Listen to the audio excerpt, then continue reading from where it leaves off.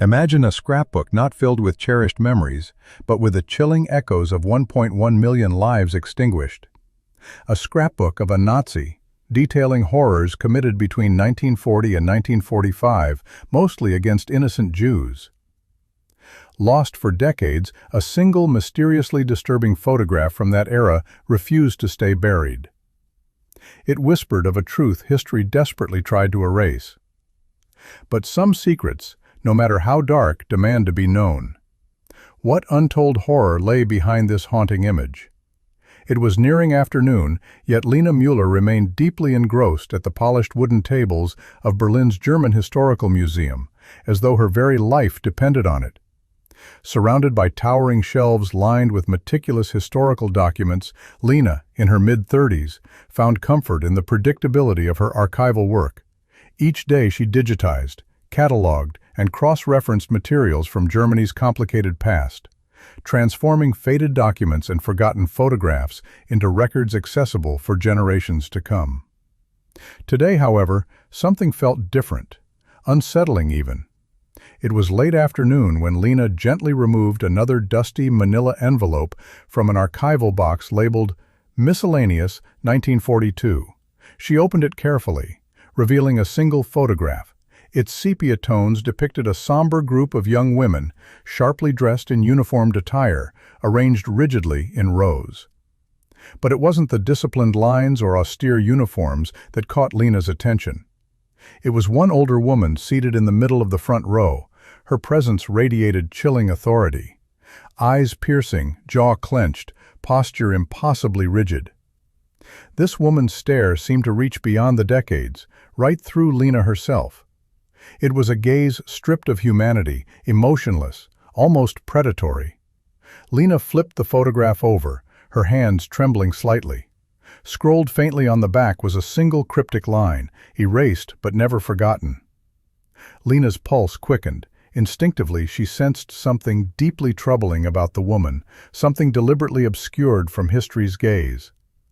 With practiced urgency, Lena scanned the image into her computer, running it against museum databases and international archival records. The results were bewildering.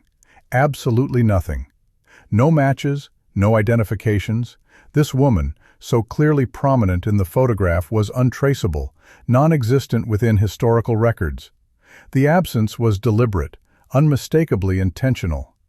The historian's instinct ignited within Lena. This wasn't merely a photograph forgotten by time. It was purposely hidden, erased. Determined, Lena glanced again at the unsettling woman whose intense eyes seemed now to dare her to dig deeper, to find the truth long buried. As evening shadows lengthened across the archives, Lena Mueller knew she had uncovered something far darker and more disturbing than her routine preservation duties had ever prepared her for, something tied to secrets Germany had carefully guarded for generations. Something that could shock the world. Days turned into weeks as Lena pursued the elusive mystery of the woman in the photograph. Her apartment had become an extension of the museum archives, scattered with half-opened file boxes, historical documents, and notes scribbled hastily in the dim lamplight. Her sleep suffered, dreams haunted by the cold, relentless stare of the forgotten figure. After countless dead ends, Lena stumbled upon a thin folder inexplicably labeled Agricultural Reforms 1942 to 1944. She almost dismissed it until an intuition, a feeling she'd learned never to ignore, urged her to take a closer look. Buried amid pages of mundane bureaucratic records, she discovered something entirely out of place. Inside the folder was a tattered blueprint, delicately drawn, labeled in faded script, Institut für Seelenformung Ostula, Institute for Soul Shaping Ostula. Lena's fingers traced the fragile lines marking dormitories, classrooms, and recreation areas. Her breath quickened when she noticed something disturbing, a series of unmarked subterranean chambers. One, barely legible, read simply, Kammer 3. She turned the page. A single name appeared in faded typewritten text, partially obscured. Erika Krantz, SS Hauptsturmführer, Special Instructor. Lena's heart raced. She cross-referenced the name frantically, yet found nothing further. No trials, no war crimes documentation, nothing at all. It was as if Erica Krantz had been meticulously scrubbed from history itself. Continuing through the folder, Lena found sheets of redacted medical documents. The few legible fragments hinted darkly at psychological experiments conducted on students, referencing conditioning and behavioral correction. Among them was an anonymous student's diary page, barely decipherable, with words scrolled urgently. I dread Commer 3. In that room the lessons are silent and irreversible. Lena sat back, breathless, haunted by implications she scarcely dared to imagine.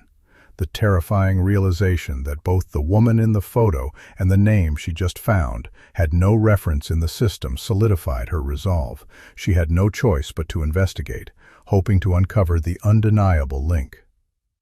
Within days, Lena boarded a train toward former East Prussia, now northern Poland, to the desolate site where the Institute für Seelenformung had once stood. At the small, remote village of Kran, Lena met Piotr Nowak, an elderly local historian who agreed to guide her. Together, they reached the academy site.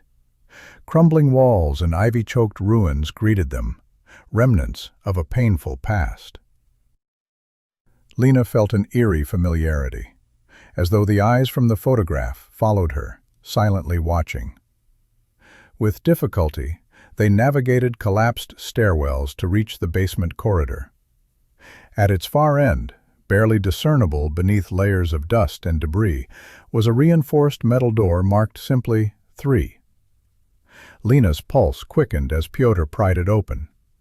Rusted hinges shrieked, unveiling a darkness thick enough to smother the beam of Lena's flashlight. Inside Commer 3, mold and decay overwhelmed her senses.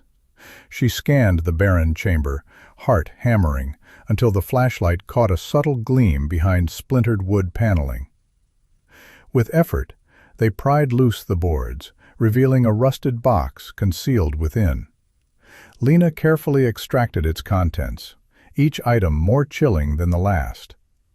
A pendant bearing a distinctive engraved crest, precisely matching one the woman wore in the photograph. Her intuition was right. The woman in the picture was Erica Krantz. She also extracted a brittle envelope containing undeveloped wartime film, tightly sealed and untouched for decades. Back in her hotel room, Lena laid the pendant beside the photograph. Its emblem, a twisted knot symbolizing eternal allegiance, suggested deep ideological roots. She gently touched its cold surface, feeling an uneasy tremor within herself. This pendant wasn't mere jewelry. It was proof, a tangible connection linking Erica Krantz directly to unspeakable acts. Returning to Berlin, Lena hastily developed the mysterious film in a private darkroom at the museum. Each emerging image clawed at her heart, revealing scenes so starkly harrowing they left her trembling. Young girls, some barely adolescent, captured in grainy, chilling clarity. They stood rigidly, faces pale with terror. Some images showed brutal regimens, girls strapped to chairs, silent tears on their faces. Others huddled together in fearful lines. And in nearly every frame, overseeing with dispassionate cruelty, was Erica Krantz, watching, documenting, meticulously orchestrating. The gravity of her discovery pressed upon Lena.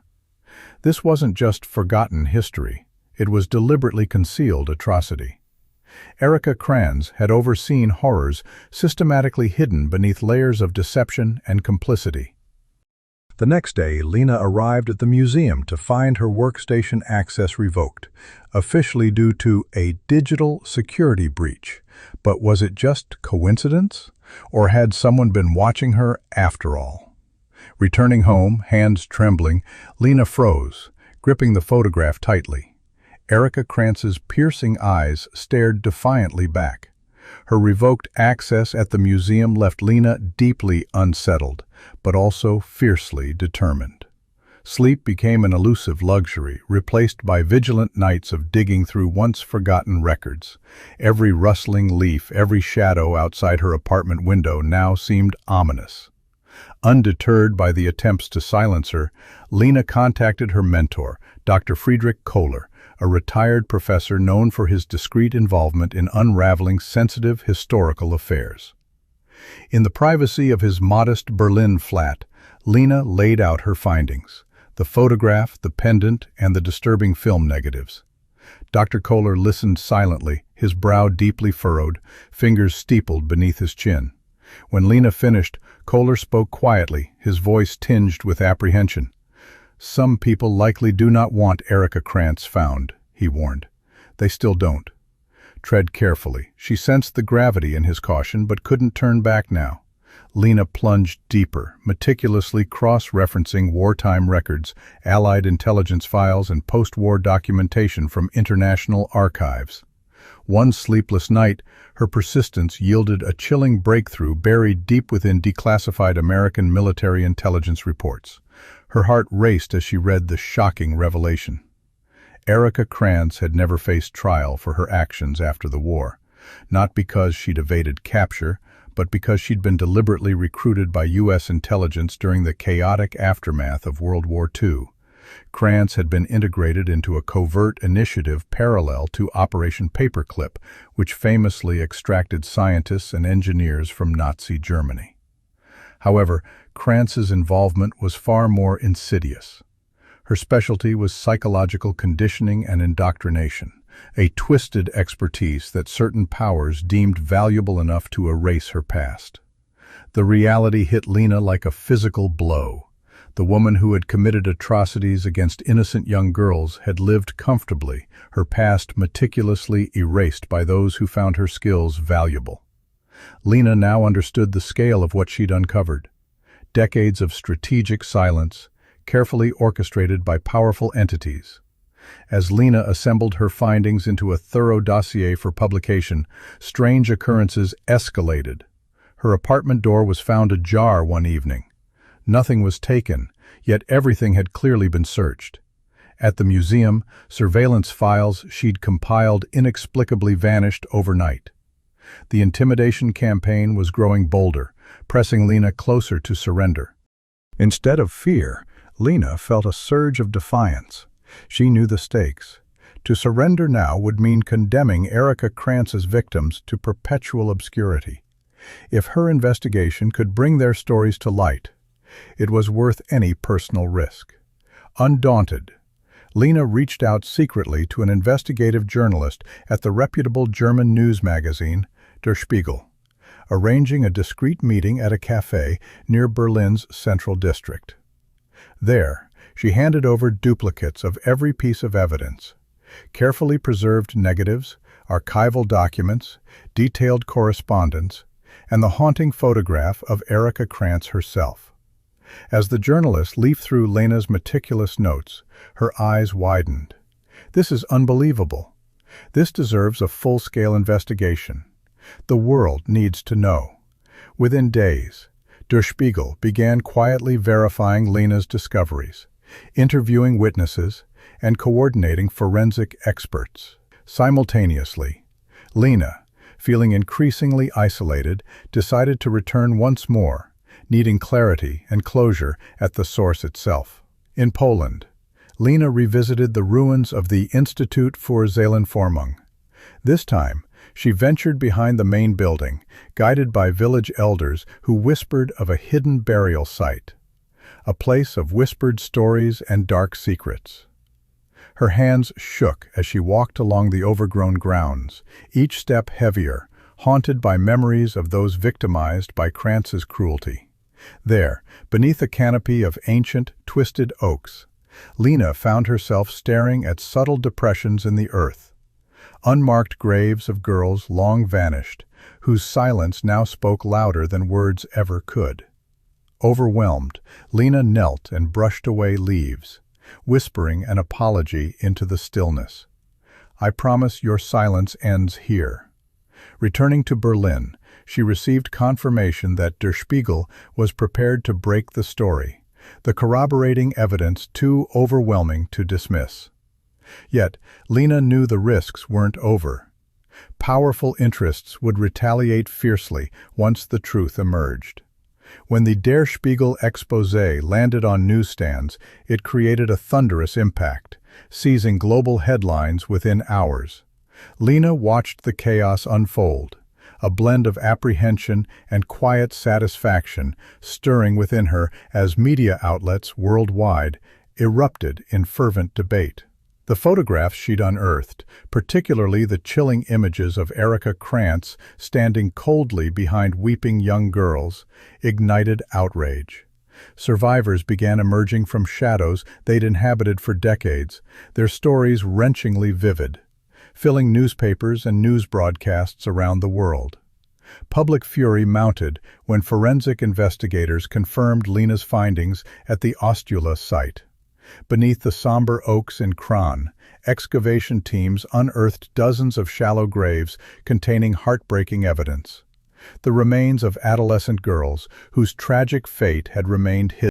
The explosive revelation that Krantz had been shielded by U.S. intelligence operatives, who valued her twisted expertise enough to erase her past atrocities, rocked political circles from Washington to Berlin.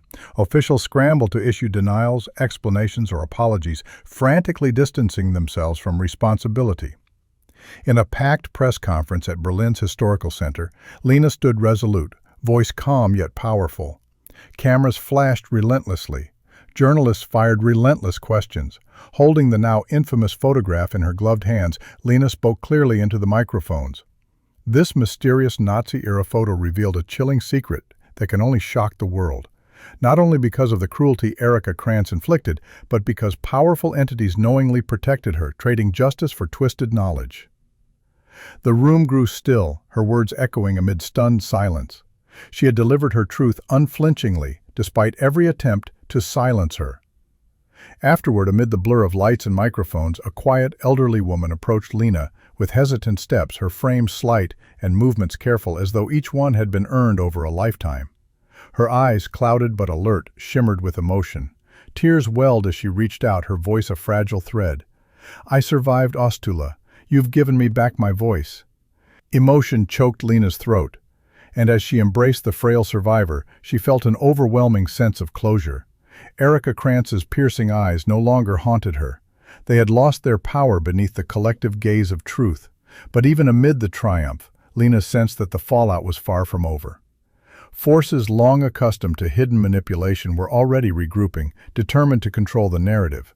Though the world was shocked awake, Lena knew her battle for justice had come at a cost she had willingly accepted from the moment she first uncovered that haunting photograph. In the aftermath of the revelations, Lena found herself quietly summoned before the museum's board.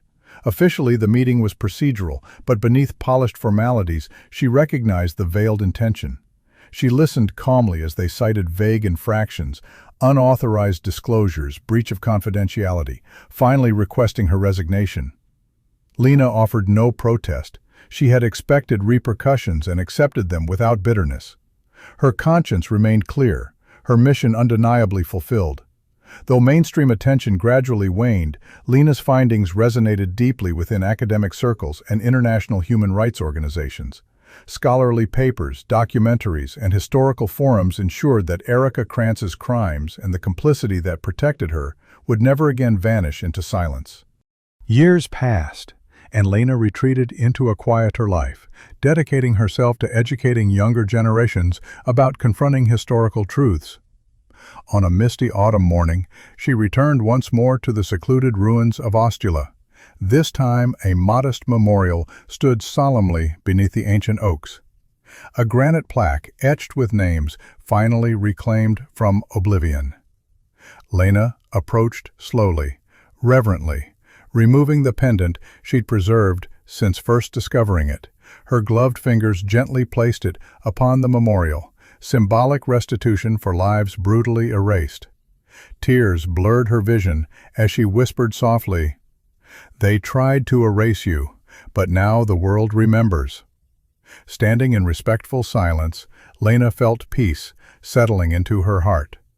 Though forces had sought to silence her, the voices of those lost girls now spoke eternally through history.